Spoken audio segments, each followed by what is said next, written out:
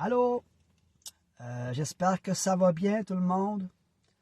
Je vais apporter un petit flash sur la santé mentale de mon point de vue de thérapeute. Bien humblement, là, je suis rien d'extravagant, ni comme d'habitude, là, c'est vulgarisé.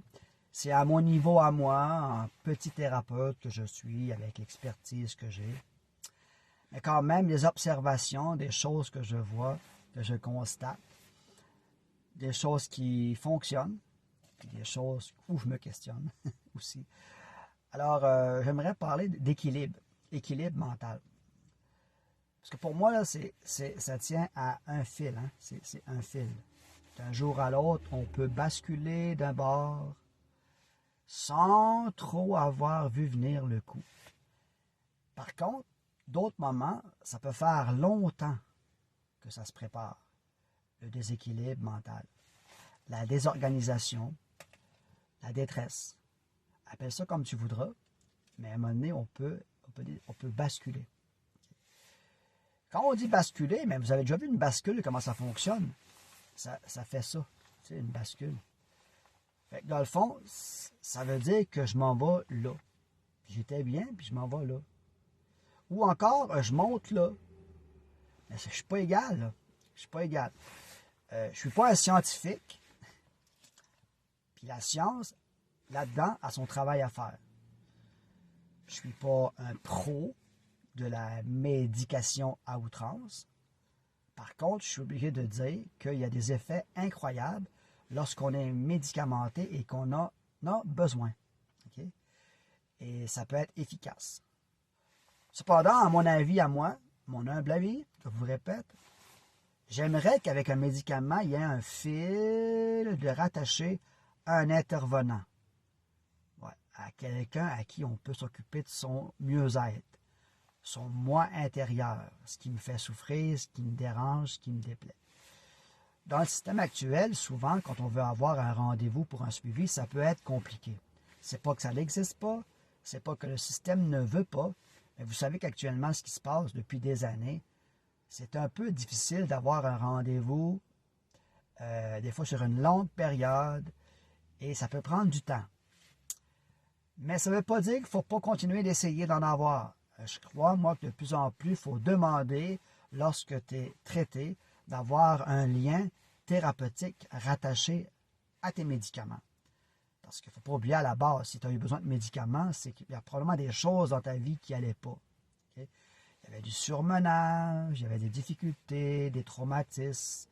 Et je n'élabore pas toutes les raisons et tous les facteurs qui peuvent causer un déséquilibre mental. Là. Mais je vous dis juste que souvent, très souvent, c'est rattaché à quelque chose de souffrant. Et là, ça me touche de vous dire ça. C'est souvent rattaché à quelque chose de souffrant. Alors, qu'est-ce que je fais avec cette dite souffrance-là? OK, je peux prendre la force, je peux prendre du mieux, je peux me faire conseiller des choses qui vont me redonner du pouvoir sur mon sommeil, sur mon énergie. Bon, on sait tous ça. Mais qu'est-ce que je fais avec cette souffrance-là? Moi, j'ai comme l'impression que si on ne s'en occupe pas, que tôt ou tard, elle va nous jouer encore des tours, cette souffrance-là. Parce qu'elle n'aura pas été entendue. C'est pour ça qu'il y a du monde comme moi qui existe, là. Puis on est une méchante gang. Ben, pour dire méchante. On est beaucoup, beaucoup de monde à travailler, à offrir de l'écoute. L'écoute, pas juste avec nos oreilles, là, avec notre cœur. Okay? D'accueillir l'autre dans ce qu'il est, dans sa différence, dans ce qu'il vit. Et quand on est pris avec un problème de santé mentale, souvent on se sent déjà différent. Ça fait que ça prend un accueil, une écoute de qualité, parce que sinon on va se sentir jugé. Nous-mêmes, on se juge solide. Là. Quand on va pas bien, on se juge solide, on se frappe sur la tête solide. Là. On peut se sentir à part des autres, différents, même à la limite, quasiment un embarras pour nos proches. Fait que c'est important d'avoir une rencontre de qualité, hein? Vraiment basée sur le respect des différences. Puis permettre à la personne qui souffre de pouvoir se sentir totalement à l'aise. Donc, on doit bâtir une relation plus que jamais avec les gens qui diagnostiqué, etc. Une relation significative de grande qualité. Okay? Parce que ça prend beaucoup, beaucoup de confiance. Parce qu'il y a beaucoup de méfiance.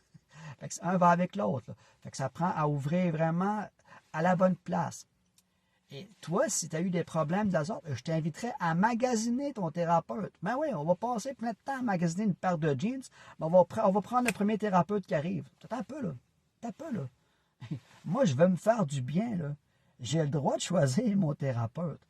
J'ai le droit de magasiner, là. Puis pas se sentir mal s'il dit « Ah non, finalement, ça ne marchera pas. » Ben, j'espère que tu vas le dire à ton thérapeute que ça ne fit pas.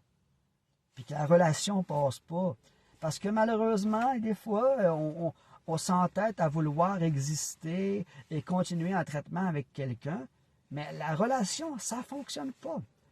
Et moi, je le dis tout le temps d'emblée, j'espère que ma face te revient, parce que si elle ne te revient pas, ben, je t'invite à aller voir quelqu'un d'autre avec qui ça va passer, tu sais. Parce que c'est important, c'est le nerf, la relation, c'est le nerf, c'est ce qui communique. C'est ce qui fait que l'autre va avoir le goût de continuer à s'investir et croire en lui, en ses moyens, en ses ressources, parce qu'il y a quelqu'un avec qui s'est connecté. C'est extraordinaire. Ça fait que, c'est ça, je voulais vous dire, la santé mentale, dans le fond, c'est d'essayer de trouver un équilibre. Et pour trouver un équilibre, il faut reprendre, du moins, il faut commencer à comprendre qu'on peut avoir du pouvoir sur sa vie. Donc, être pris en charge, oui, un certain temps, un certain moment, parce qu'on est en détresse, on est en déséquilibre. Puis à un moment donné, il faut commencer à reprendre du pouvoir. Et pour ça, le danger, c'est de vouloir tout gérer la vie de quelqu'un parce qu'il a fait une chute. Tu sais. Puis là, on pense qu'il n'est pas capable de rien faire. Non, l'individu, il a eu une chute, là. On va l'aider à trouver son chemin.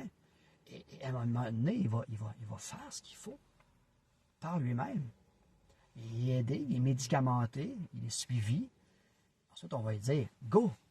Go! Vas-y! » Et c'est là qu'on reprend son pouvoir et son équilibre. Parce qu'à un moment donné, il faut en revenir. Hein?